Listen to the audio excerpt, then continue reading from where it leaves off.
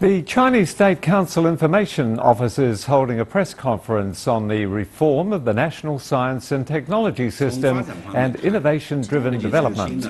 Wang Gang, Minister of Science and Technology, will take questions from the media about this topic, and we're taking you right now to the conference hall. New drivers for growth and help upgrade those traditional drivers for growth.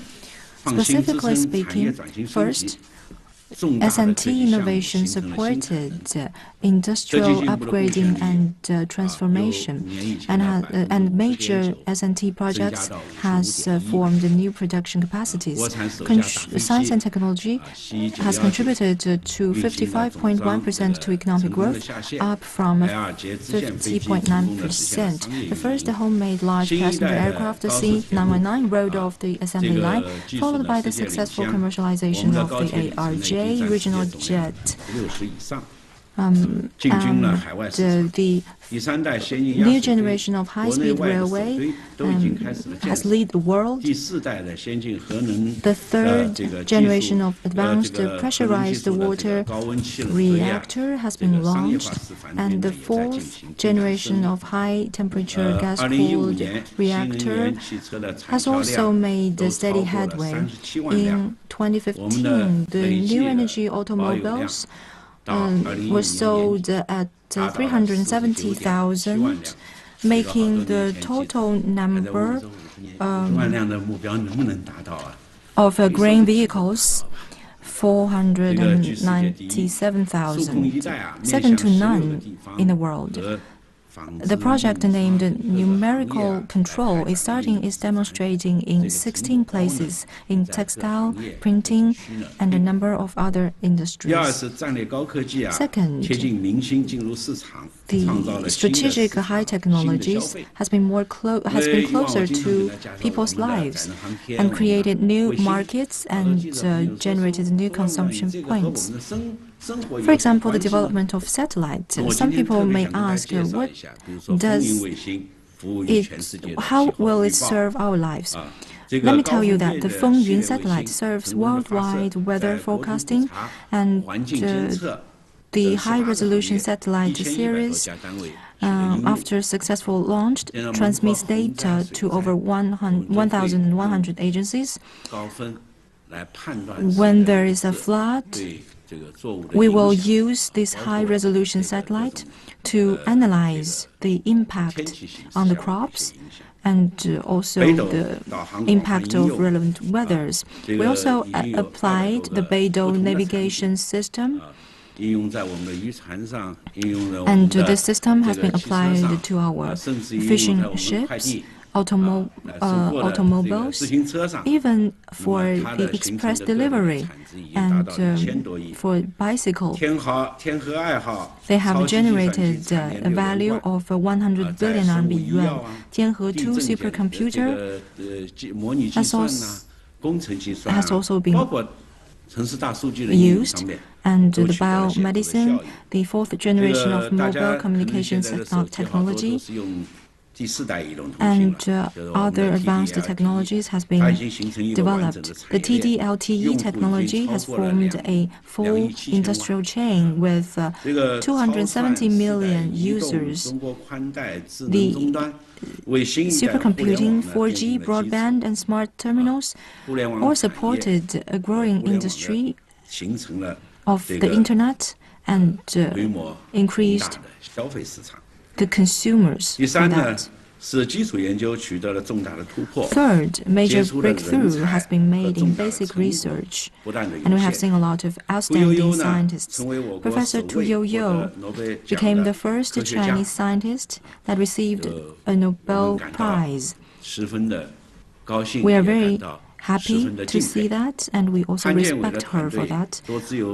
The Physics World 2015 Breakthrough of the Year went to Professor Pan Jianwei's team for their study of quantum teleportation of multiple degrees of freedom. Professor Wang Yifang won the 2016 Fundamental Physics Breakthrough Award. And such findings as quantum anomalous Hall effect, ion-based high-temperature superconducting, neutrino oscillation, and CIPS stem cell have all increased China's influence in the international scientific and technological community and contributed to this community.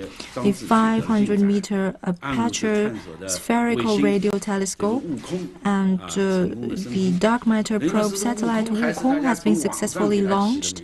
Wukong is a name, has been named online. This represents people's aspirations to explore those unknown worlds.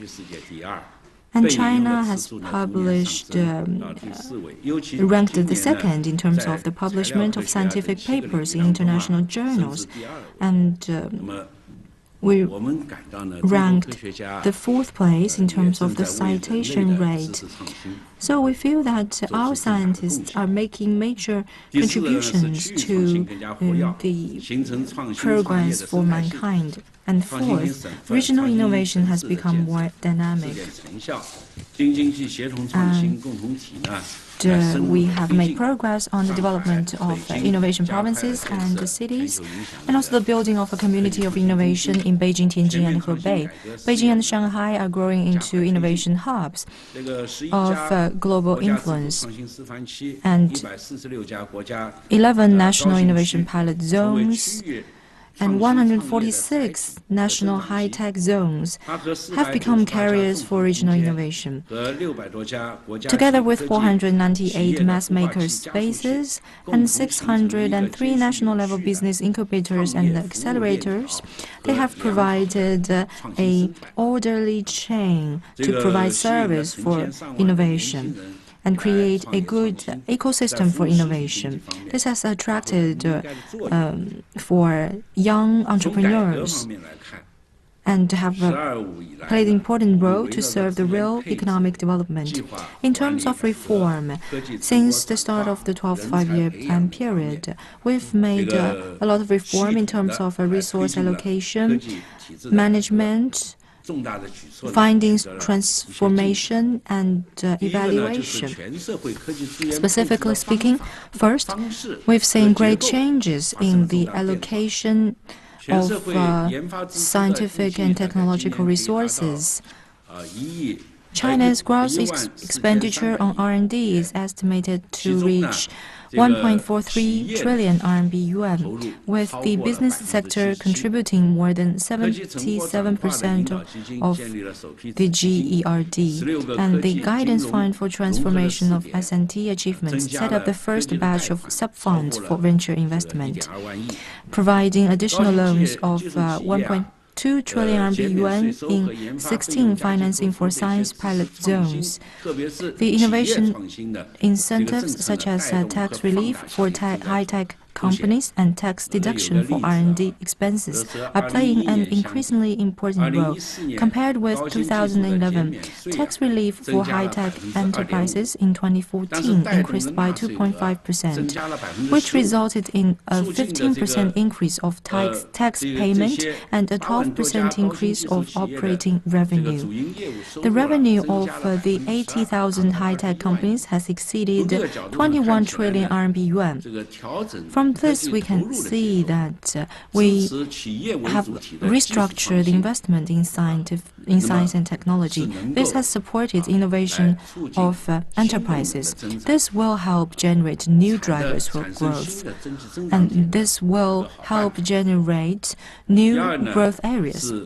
Second, we've made important breakthroughs in the reform of SMT program management, because the private investment in science and technology has increased, so the government can focus more on basic research and on areas for public good and for those key areas. To deal with problems such as fragmentation of resources and diluted focus on strategic goals, we have facilitated the optimization and integration of programs in a concrete manner and built a new management framework comprising one platform and 3 pillars. We've set up a mechanism of interministerial joint committee meeting.